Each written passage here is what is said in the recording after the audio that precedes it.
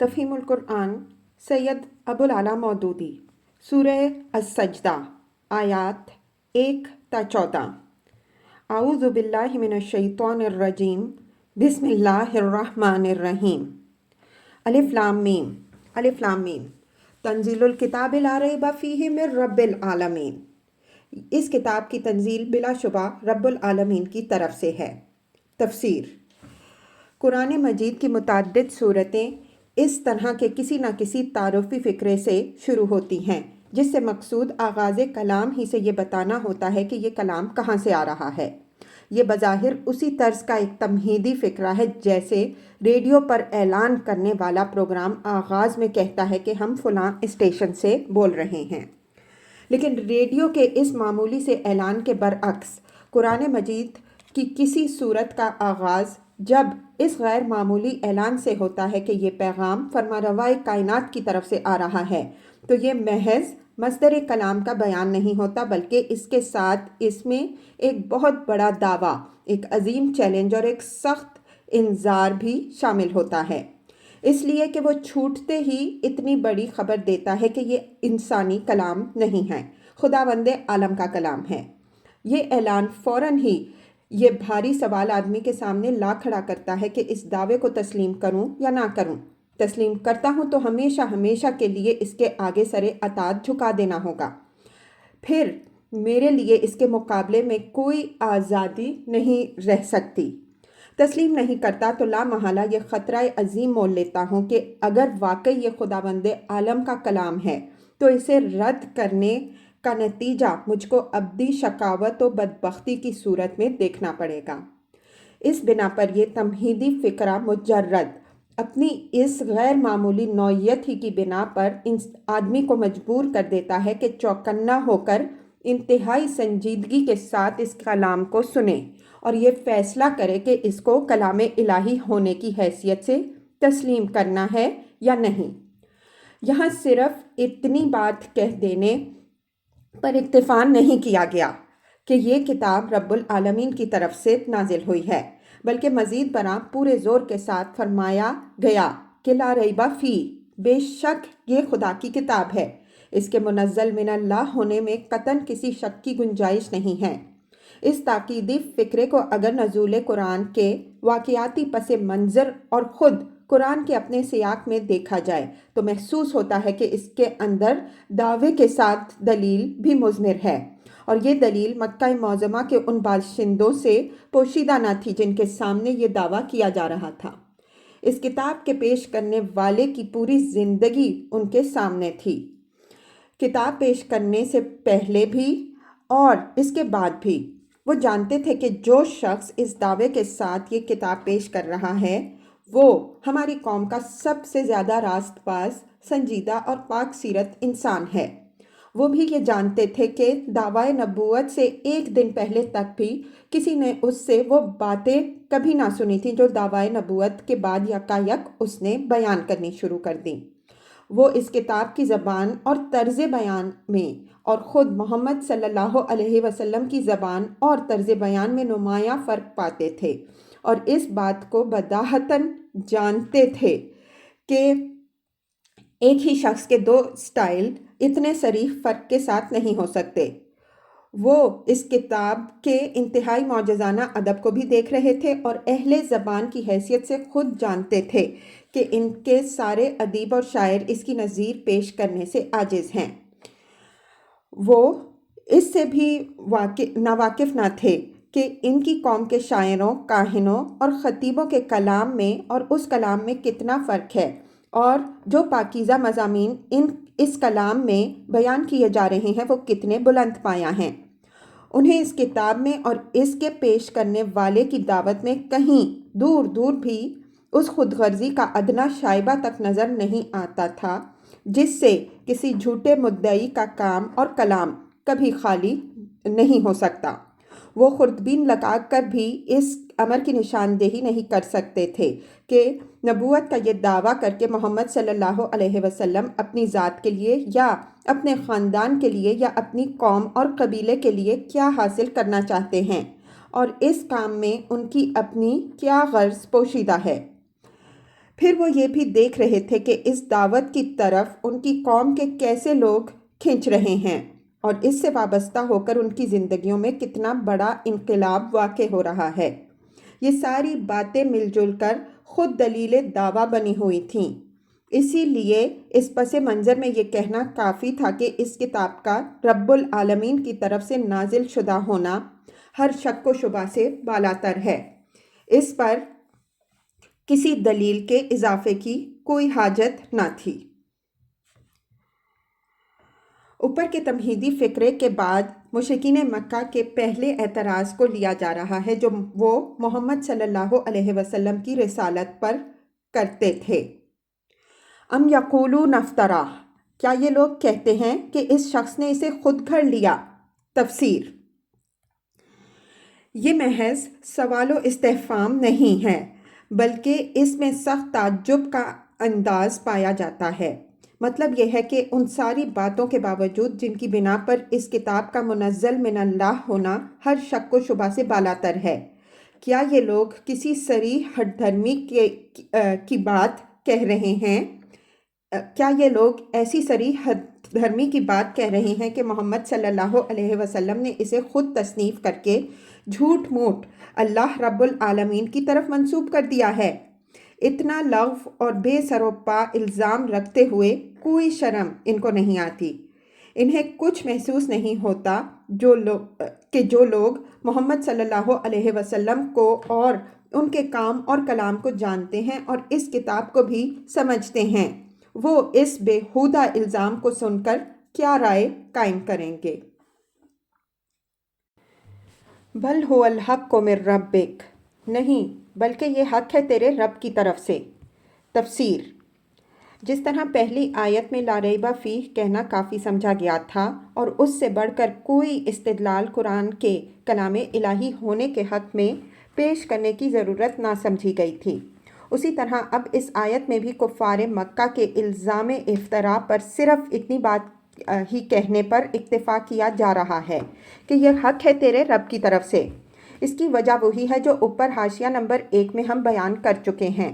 کون کس ماحول میں کس شان کے ساتھ یہ کتاب پیش کر رہا ہے، یہ سب کچھ سامعین کے سامنے موجود تھا، اور یہ کتاب بھی اپنی زبان اور اپنے ادب اور مضامین کے ساتھ سب کے سامنے تھی، اور اس کے اثرات و نتائج بھی مکہ کی اس سوسائٹی میں سب اپنی آنکھوں سے دیکھ رہے تھے۔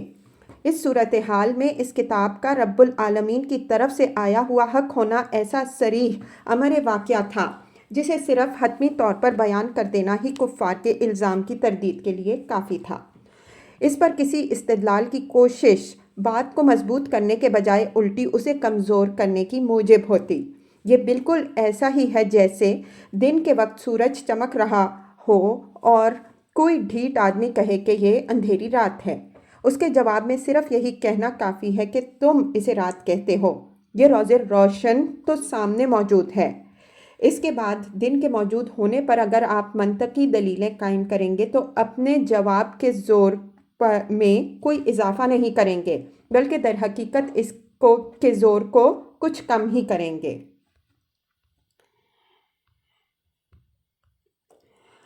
لِتُنذِرَ قَوْمًا مَّا أَتَاهُم مِّن نَّذِيرٍ مِّن قَبْلِكَ لَعَلَّهُمْ يَهْتَدُونَ، تاکہ تو متنبع کرے ایک ایسی قوم کو جس کے پاس تجھ سے پہلے کوئی متنبع کرنے والا نہیں آیا، شاید کہ وہ ہدایت پا جائیں۔ تفسیر: یعنی جس طرح اس کا حق ہونا اور من جانب اللہ ہونا قطعی و یقینی امر ہے، اسی طرح اس کا مبنی بر حکمت ہونا بھی اور خود تم لوگوں کے لیے خدا کی ایک رحمت ہونا بھی ظاہر ہے۔ تم خود جانتے ہو کہ 100 برس سے تمہارے اندر کوئی پیغمبر نہیں آیا ہے۔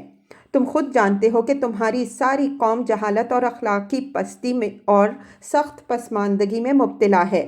اس حالت میں اگر تمہیں بیدار کرنے اور راہ راست دکھانے کے لیے ایک پیغمبر تمہارے درمیان بھیجا گیا ہے تو اس پر حیران کیوں ہوتے ہو؟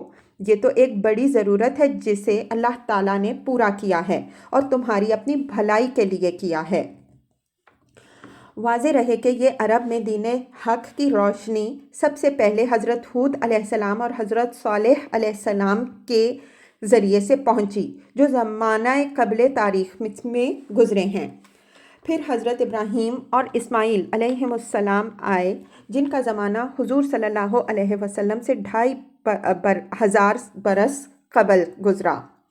اس کے بعد آخری پیغمبر جو عرب کی سرزمین میں نبی صلی اللہ علیہ وسلم سے پہلے بھیجے گئے وہ حضرت شعیب علیہ السلام تھے، اور ان کی آمد پر بھی تقریباً 2000 برس گزر چکے تھے۔ یہ اتنی طویل مدت ہے کہ اس کے لحاظ سے یہ کہنا بالکل بجا تھا کہ اس قوم کے اندر کوئی متنبع کرنے والا نہیں آیا۔ اس ارشاد کا مطلب یہ نہیں ہے کہ اس قوم میں کبھی کوئی متنبع کرنے والا نہیں آیا، بلکہ اس کا مطلب یہ ہے کہ ایک مدت دراز سے یہ قوم ایک متنبع کرنے والے کی محتاج چلی آ رہی ہے۔ یہاں ایک اور سوال سامنے آ جاتا ہے جس کو صاف کر دینا ضروری ہے۔ اس آیت کو پڑھتے ہوئے آدمی کے ذہن میں یہ کھٹک پیدا ہوتی ہے کہ جب نبی صلی اللہ علیہ وسلم سے پہلے 100 برس تک عربوں میں کوئی نبی نہیں آیا تو اس جاہلیت کے دور میں گزرے ہوئے لوگوں سے آخر باز پرس کس بنیاد پر ہوگی؟ انہیں معلوم ہی کب تھا کہ ہدایت کیا ہے اور ضلالت کیا ہے؟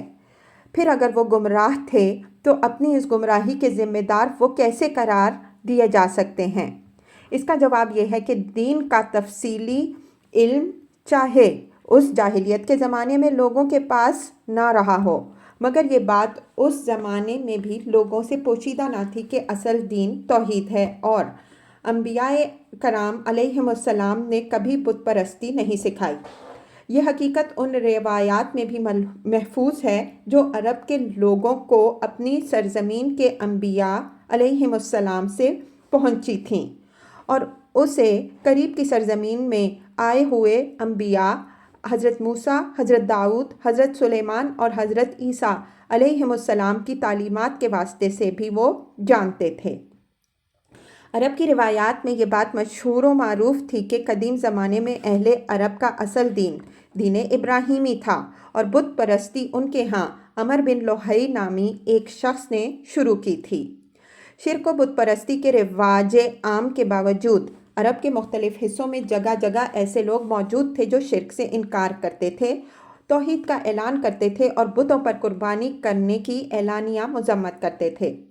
خود نبی صلی اللہ علیہ وسلم کے عہد سے بالکل قریب کے زمانے میں قس بن سعادہ الیاوی، امیہ بن ابی صولت، سوید بن عمر المستلقی، وقی بن سلمہ بن زہیر الیادی، عمر بن جندب الجہنی، ابو قیس سرمہ بن ابی انس، زید بن عمر بن نفیل، ورقہ بن نوفل، عثمان بن الحویرث، عبید اللہ بن جہش، عامر بن الضرب ادوانی، اللاف بن شہاب التمیمی، المتلمس بن امیہ الکنانی، زہیر بن ابی سلمہ، خالد بن سنان بن قیس العبسی، عبداللہ بن قثنائی، اور ایسے بہت سے لوگوں کے حالات ہمیں تاریخوں میں ملتے ہیں جنہیں حنفاء کے نام سے یاد کیا جاتا ہے۔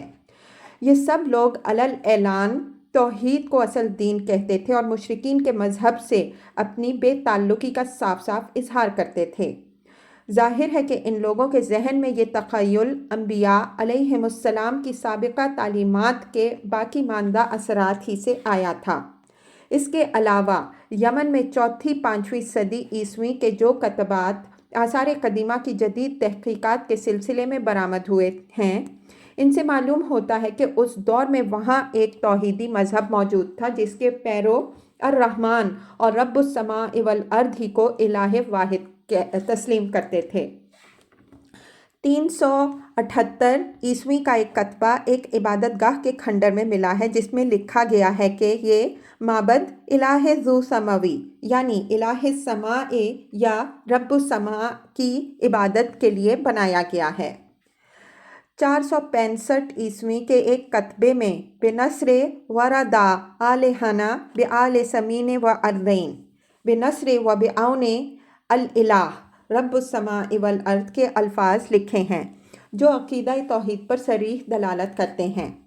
اسی دور کا ایک اور کتبہ ایک قبر پر ملا ہے جس میں بخیل الرحمن یعنی استعین بحول الرحمن کے الفاظ لکھے ہوئے ہیں۔ اسی طرح شمال عرب میں دریائے فرات اور کنسرین کے درمیان ضبط کے مقام پر 512 عیسوی کا ایک کتبہ ملا ہے جس میں بسم اللہ لا عزا الا اللہ لا شکرا الا اللہ کے الفاظ پائے جاتے ہیں۔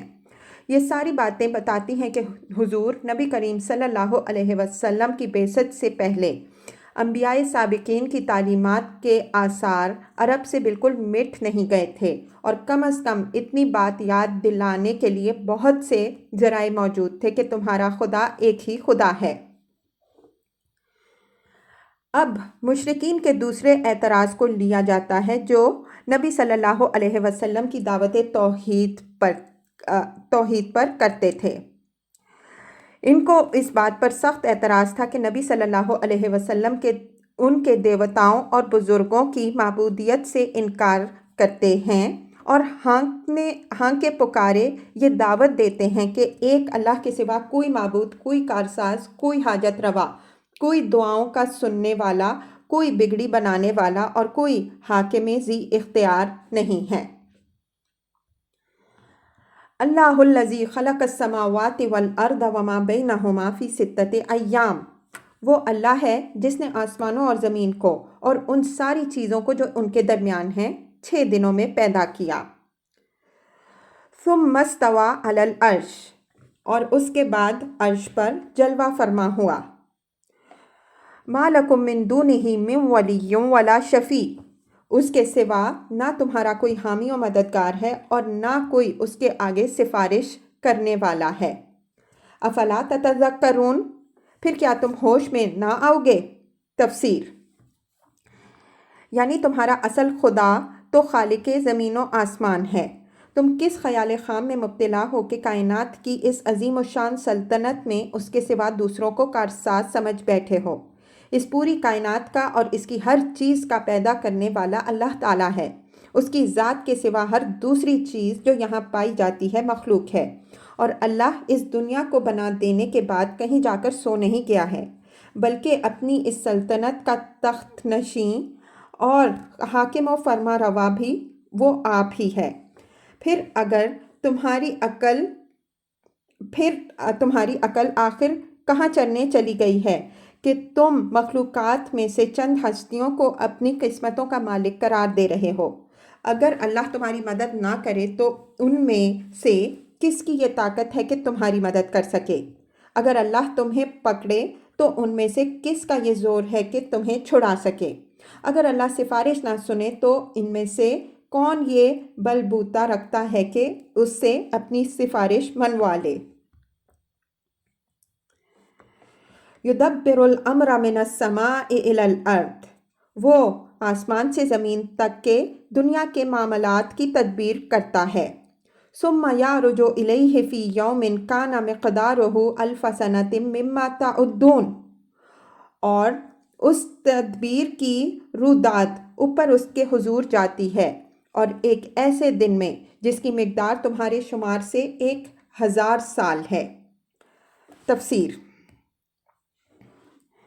یعنی تمہارے نزدیک جو 1000 برس کی تاریخ ہے وہ اللہ کے ہاں گویا ایک دن کا کام ہے جس کی اسکیم آج کارکنان قضاء و قدر کے سپرد کی جاتی ہے، اور کل وہ اس کی روداد اس کے حضور پیش کرتے ہیں تاکہ دوسرے دن یعنی تمہارے حساب سے 1000 برس کا کام ان کے سپرد کیا جائے۔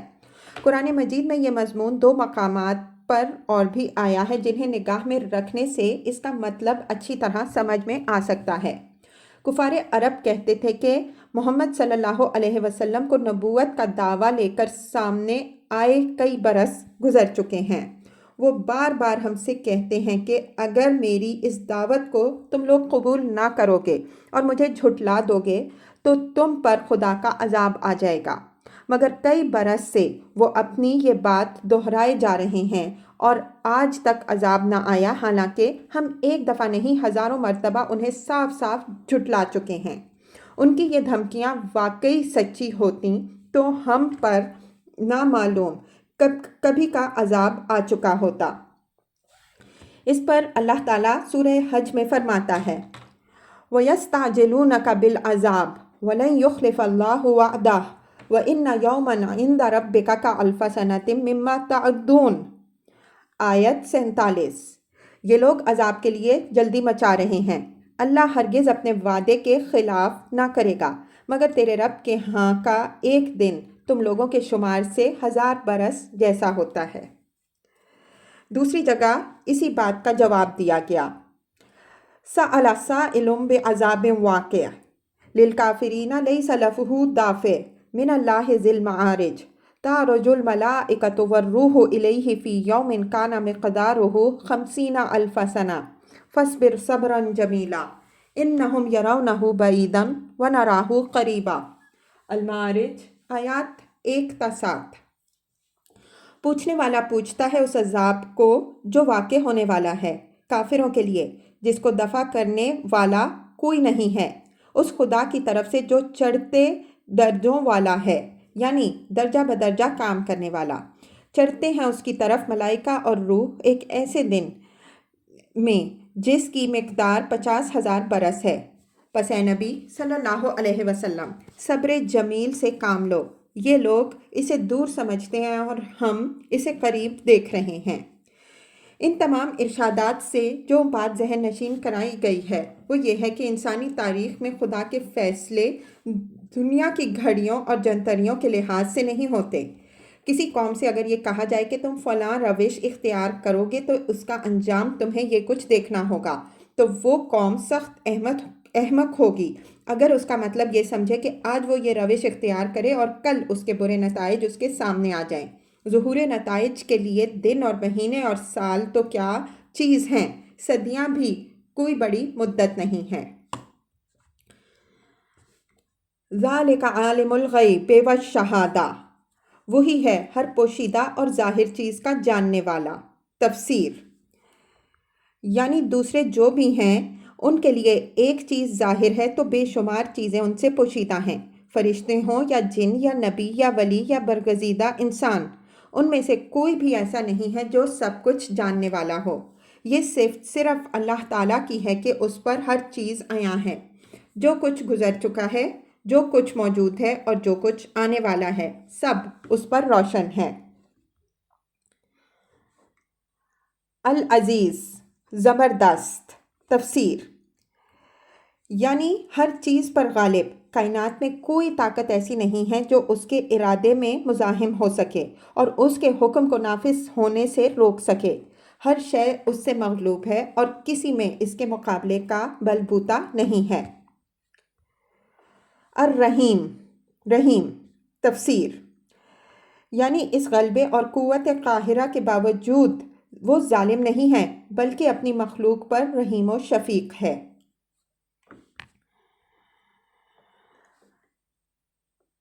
الذی احسن کل شیء خلقہ، جو چیز بھی اس نے بنائی خوب ہی بنائی۔ تفسیر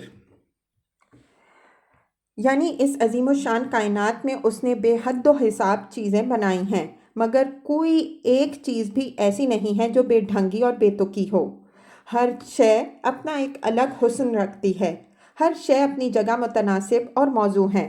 جو چیز جس کام کے لیے بھی اس نے بنائی ہے اس کے لیے موزوں ترین شکل پر مناسب ترین صفات کے ساتھ بنائی گئی ہے۔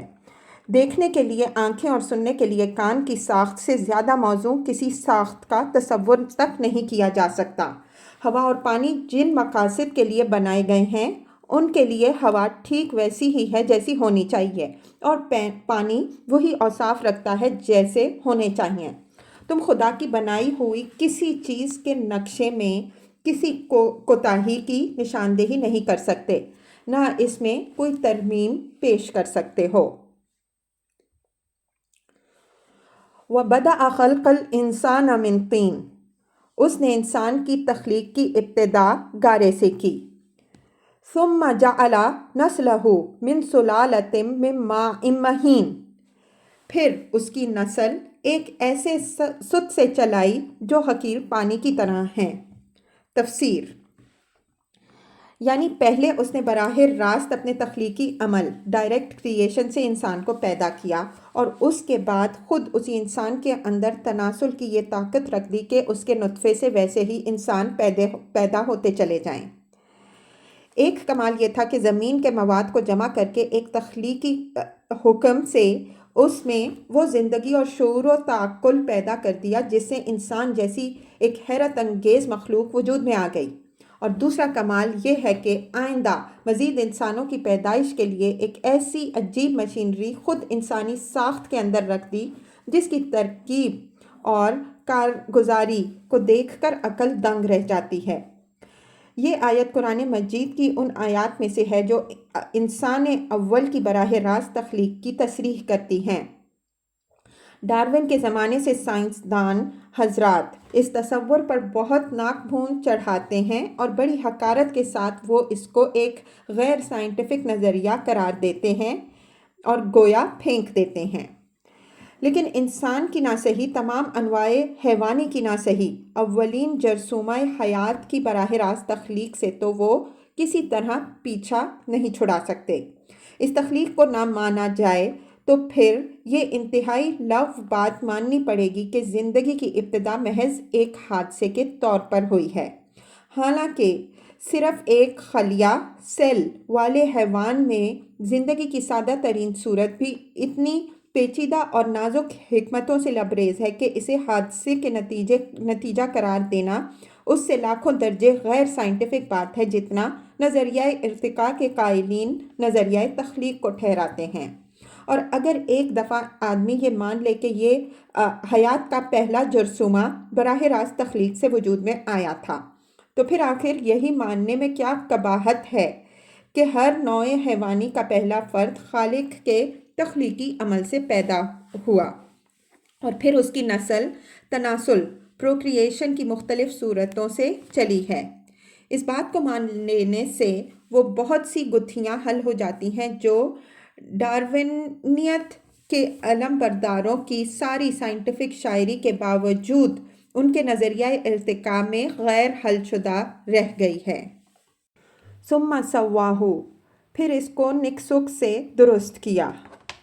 تفسیر: یعنی ایک انتہائی باریک خوردبین وجود سے بڑھا کر اسے پوری انسانی شکل تک پہنچایا اور اس کا جسم سارے اعضاء و جوارح کے ساتھ مکمل کر دیا۔ وَنَفَخَ فِيهِ مِن رُوحِهِ، اور اس کے اندر اپنی روح پھونک دی۔ تفسیر: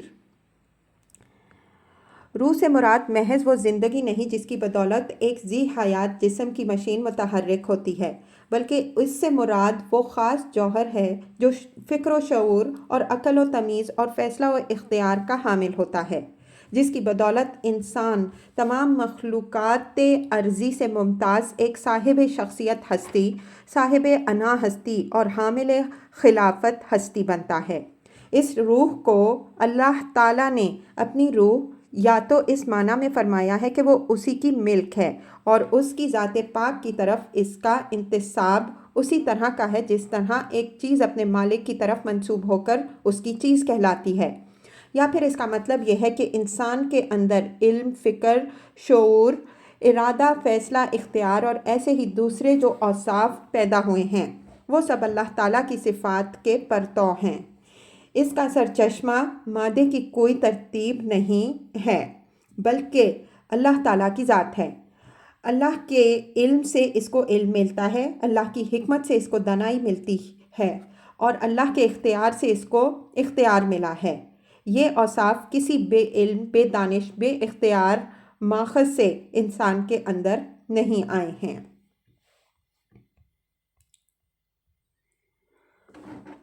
وَجَعَلَ لَكُمُ السَّمْعَ وَالْأَبْصَارَ، اور تم کو کان دیے اور آنکھیں دیں، وَالْأَفْئِدَةَ، اور دل دیے۔ تفسیر: یہ ایک لطیف انداز بیان ہے۔ روح پھونکنے سے پہلے انسان کا سارا ذکر صیغۂ غائب میں کیا جاتا رہا، اس کی تخلیق، اس کی نسل چلائی، اس کو نکسک سے درست کیا، اس کے اندر روح پھونکی، اس لیے کہ اس وقت تک وہ خطاب کے لائق نہ تھا۔ پھر جب روح پھونک دی گئی تو اب اس سے فرمایا جا رہا ہے کہ تم کو کان دیے، تم کو آنکھیں دی، تم کو دل دیے، اس لیے کہ حامل روح ہو جانے کے بعد ہی وہ اس قابل ہوا کہ اسے مخاطب کیا جائے۔ کان اور آنکھوں سے مراد وہ ذرائع ہیں جن سے انسان علم حاصل کرتا ہے، اور اگرچہ حصول علم کے ذرائع ذائقہ اور لامسہ اور شامہ بھی ہیں، لیکن سماعت و بینائی تمام دوسرے حواس سے زیادہ بڑے اہم ذرائع ہیں۔ اس لیے قرآن جگہ جگہ انہی دو کو خدا کے نمایاں عطیوں میں کی حیثیت سے پیش کرتا ہے۔ اس کے بعد دل سے مراد ذہن، مائنڈ ہے، اور جو حواس اس کے ذریعے سے حاصل شدہ معلومات کو مرتب کر کے ان سے نتائج نکالتا ہے، اور عمل کی مختلف امکانی راہبروں سے کوئی ایک راہ منتخب کرتا اور اس پر چلنے کا فیصلہ کرتا ہے۔ قلیلا ما تشکرون، تم لوگ کم ہی شکر گزار ہوتے ہو۔ تفسیر: یعنی یہ عظیم القدر انسانی روح اتنے بلند پایہ اوصاف کے ساتھ تم کو اس لیے عطا نہیں کی گئی کہ تم دنیا میں جانوروں کی طرح رہو اور اپنے لیے بس وہی زندگی کا نقشہ بنا لو جو کوئی حیوان بنا سکتا ہے۔ یہ آنکھیں تمہیں چشم بصیرت سے دیکھنے کے لیے دی گئی تھیں، نہ کہ اندھے بن کر رہنے کے لیے۔ یہ کان تمہیں گوش ہوش سے سننے کے لیے دیے گئے تھے، نہ کہ بہرے بن کر رہنے کے لیے۔ یہ دل تمہیں اس لیے دیے گئے تھے کہ حقیقت کو سمجھو اور صحیح راہ فکر و عمل اختیار کرو، نہ اس لیے کہ اپنی ساری صلاحیتیں صرف اپنی حیوانیت کی پرورش کے وسائل فراہم کرنے میں صرف کر دو، اور اس سے کچھ اونچے اٹھو تو اپنے خالق سے بغاوت کے فلسفے اور پروگرام بنانے لگو۔ یہ بیش قیمت نعمتیں خدا سے پانے کے بعد جب تم دہریت یا شرک اختیار کرتے ہو، جب تم خود خدا یا دوسرے خداؤں کے بندے بنتے ہو، جب تم خواہشات کے غلام بن کر جسم و نفس کی لذتوں میں غرق ہو جاتے ہو، تو گویا اپنے خدا سے یہ کہتے ہو کہ ہم ان نعمتوں کے لائق نہ تھے، ہمیں انسان بنانے کے بجائے تجھے ایک بندر یا ایک بھیڑیا یا ایک مگرمچھ یا ایک کوا بنانا چاہیے تھا۔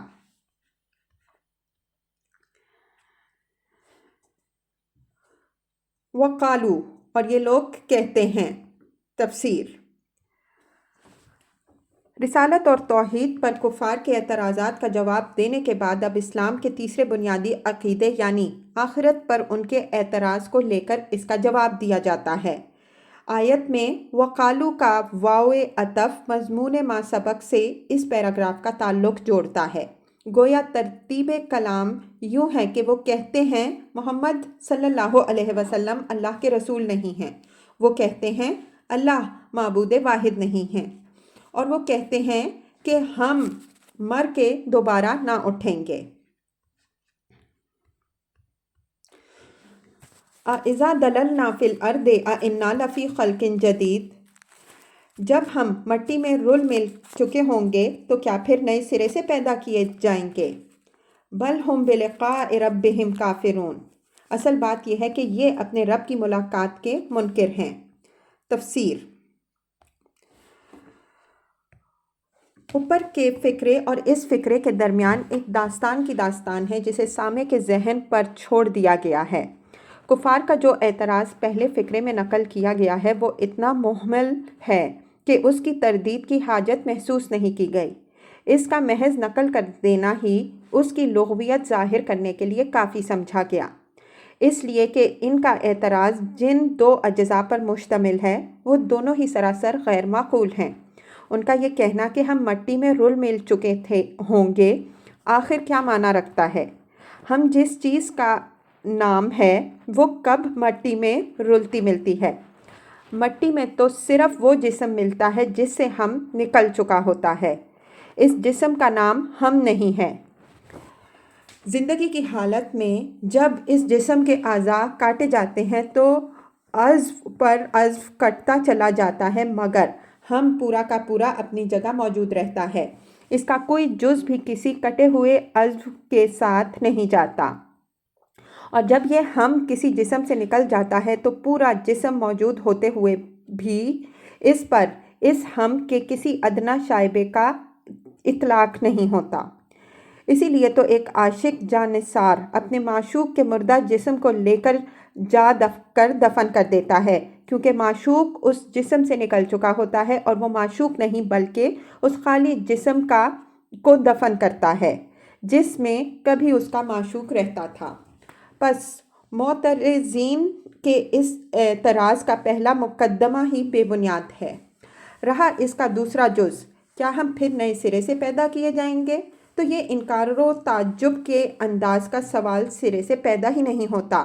اگر معترضین اس بات کرنے سے پہلے اس ہم اور اس کے پیدا کیے جانے کے مفہوم پر ایک لمحے کے لیے بھی غور کر لیتا، اس ہم کی موجودہ پیدائش اس کے سوا کیا ہے کہ کہیں سے کوئلہ اور کہیں سے لوہا یا کہیں سے چونا اور اس طرح کے دوسرے اجزاء جمع ہوئے اور اس کا لبد خاکی میں یہ ہم برا جمع ہو گیا۔ پھر اس کی موت کے بعد کیا ہوتا ہے؟ اس کا لبد خاکی میں سے جب ہم نکل جاتا ہے تو اس کا مکان تعمیر کرنے کے لیے جو اجزاء زمین کے مختلف حصوں سے فراہم کیے گئے تھے وہ سب اسی زمین میں واپس چلے جاتے ہیں۔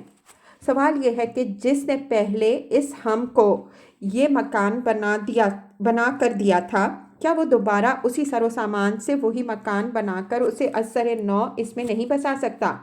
یہ چیز جب پہلے ممکن تھی اور واقعے کی صورت میں رونما ہو چکی ہے تو دوبارہ اس کے ممکن ہونے اور واقعہ بننے میں آخر کیا امر مانے ہے؟ یہ باتیں ایسی ہیں جنہیں ذرا سی عقل آدمی استعمال کرے تو خود سمجھ سکتا ہے، لیکن وہ اپنی عقل کو اس رخ پر کیوں نہیں جانے دیتا؟ کیا وجہ ہے کہ وہ بے سوچے سمجھے حیات بعد الموت اور آخرت پر اس طرح کے لایعنی اعتراضات جڑتا ہے؟ بیچ کی ساری بحث چھوڑ کر اللہ تعالیٰ دوسرے فقرے میں اسی سوال کا جواب دیتا ہے کہ دراصل یہ اپنے رب کی ملاقات کے منکر ہیں، یعنی اصل بات یہ نہیں ہے کہ دوبارہ پیدائش کوئی بڑی ہی انوکھی اور بعید از امکان بات ہے جو ان کی سمجھ میں نہ آ سکتی ہو، بلکہ دراصل جو چیز انہیں یہ بات سمجھنے سے روکتی ہے وہ ان کی یہ خواہش ہے کہ ہم زمین میں چھوٹے پھریں اور دل کھول کر گناہ کریں اور پھر نلوا اسکاٹ فری یہاں سے نکل جائیں، پھر ہم سے کوئی پوچھ گچھ نہ ہو، پھر اپنے کرتوتوں کا کوئی حساب ہمیں نہ دینا پڑے۔ قُلْ يَتَوَفَّاكُم مَلَكُ الْمَوْتِ الَّذِي وُكِّلَ بِكُم، ان سے کہو موت کا وہ فرشتہ جو تم پر مقرر کیا گیا ہے تم کو پورا کا پورا اپنے قبضے میں لے لے گا۔ ثُمَّ إِلَىٰ رَبِّكُمْ تُرْجَعُونَ، اور پھر تم اپنے رب کی طرف پلٹا لائے جاؤ گے۔ تفسیر۔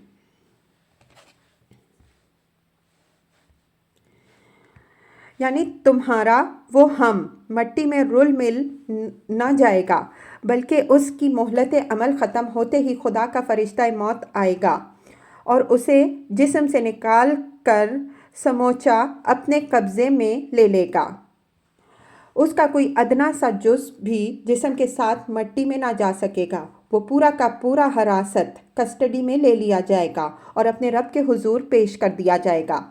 اس مختصر سی آیت میں بہت سے حقائق پر روشنی ڈالی گئی ہے جن پر سے سرسری طور پر نہ گزر جائیے۔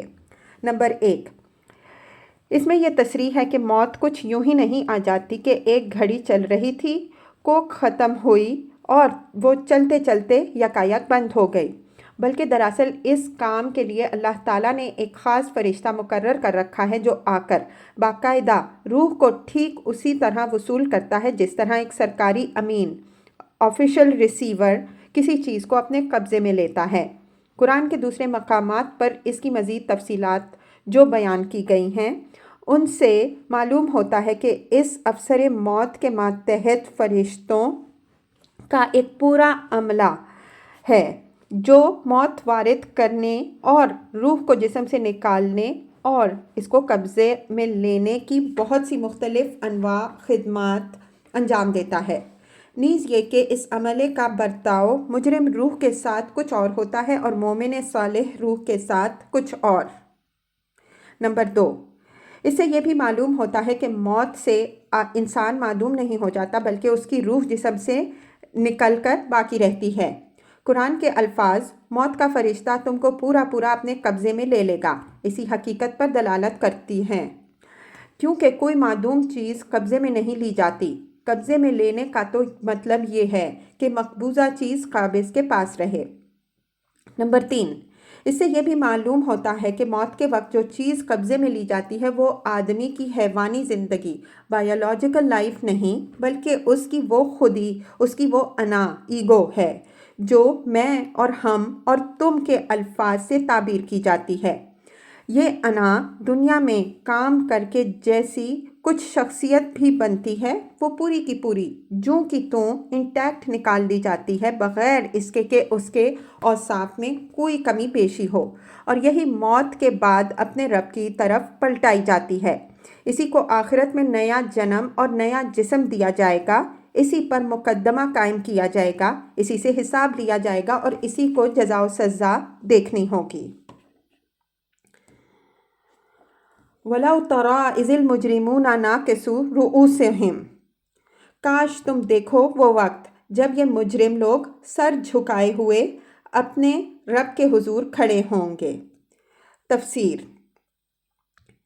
اب اس حالت کا نقشہ پیش کیا جاتا ہے جب اپنے رب کی طرف پلٹ کر یہ انسانی انا اپنا حساب دینے کے لیے اس کے حضور کھڑی ہوگی۔ ربنا ابصرنا وسمعنا فرجعنا نعمل صالحا انا موقنون۔ اس وقت یہ کہہ رہے ہوں گے، اے ہمارے رب، ہم نے خوب دیکھ لیا اور سن لیا، اب ہمیں واپس بھیج دے تاکہ ہم نیک عمل کریں، ہمیں اب یقین آ گیا۔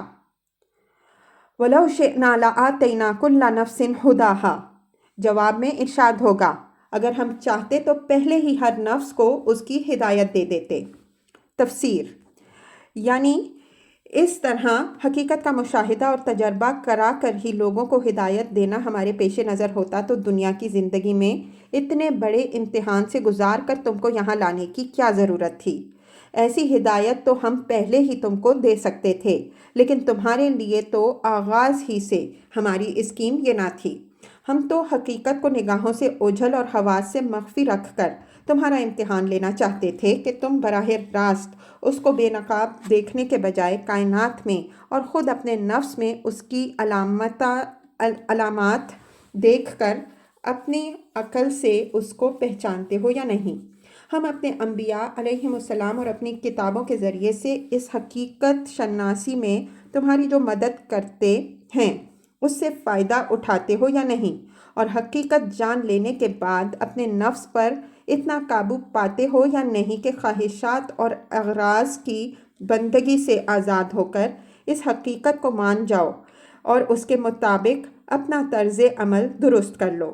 اس امتحان میں تم ناکام ہو چکے ہو، اب دوبارہ اسی امتحان کا سلسلہ شروع کرنے سے کیا حاصل ہوگا؟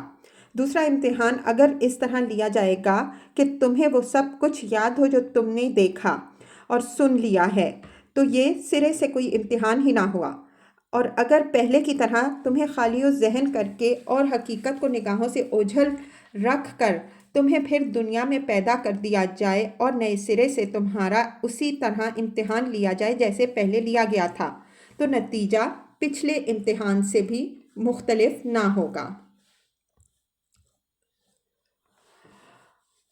وَلَكِنْ حَقَّ الْقَوْلُ مِنِّي لَأَمْلَأَنَّ جَهَنَّمَ مِنَ الْجِنَّةِ وَالنَّاسِ أَجْمَعِينَ، مگر میری وہ بات پوری ہو گئی جو میں نے کہی تھی کہ میں جہنم کو جنوں اور انسانوں سے بھر دوں گا۔ تفسیر۔ اشارہ ہے اس قول کی طرف جو اللہ تعالیٰ نے تخلیق آدم علیہ السلام کے وقت ابلیس کو خطاب کر کے ارشاد فرمایا تھا۔ سورہ صاد کے آخری رکوع میں اس وقت کا پورا قصہ بیان کیا گیا ہے۔ ابلیس نے آدم علیہ السلام کو سجدہ کرنے سے انکار کیا اور نسل آدم کو بہکانے کے لیے قیامت تک کی مہلت مانگی۔ جواب میں اللہ تعالیٰ نے فرمایا فالحق والحق اقول لأملأن جہنم منک وممن تبعک منہم اجمعین۔ بس حق یہ ہے اور میں حق ہی کہا کرتا ہوں کہ میں جہنم کو بھر دوں گا تجھ سے اور ان لوگوں سے جو انسانوں میں سے تیری پیروی کریں گے۔ اجمعین کا لفظ یہاں اس معنی میں استعمال نہیں کیا گیا کہ تمام جن اور تمام انسان جہنم میں ڈال دیے جائیں گے، بلکہ اس کا مطلب یہ ہے کہ شیاطین اور ان شیاطین کے پیرو انسان سب ایک ساتھ واصل بجہنم ہوں گے۔ فَذُوقُوا بِمَا نَسِیتُمْ لِقَاءَ یَوْمِکُمْ ھَٰذَا، پس اب چکھو مزہ اپنی اس حرکت کا کہ تم نے اس دن کی ملاقات کو فراموش کر دیا۔ تفسیر: یعنی دنیا کے عیش میں گم ہو کر تم نے اس بات کو بالکل بھلا دیا کہ کبھی اپنے رب کے سامنے بھی جانا ہے۔ اِنَّا نَسِینَاکُمْ، ہم نے بھی اب تمہیں فراموش کر دیا۔ وَذُوقُوا عَذَابَ الْخُلْدِ بِمَا كُنتُمْ تَعْمَلُونَ، چکھو ہمیشگی کے عذاب کا مزہ اپنے کرتوتوں کی پاداش میں۔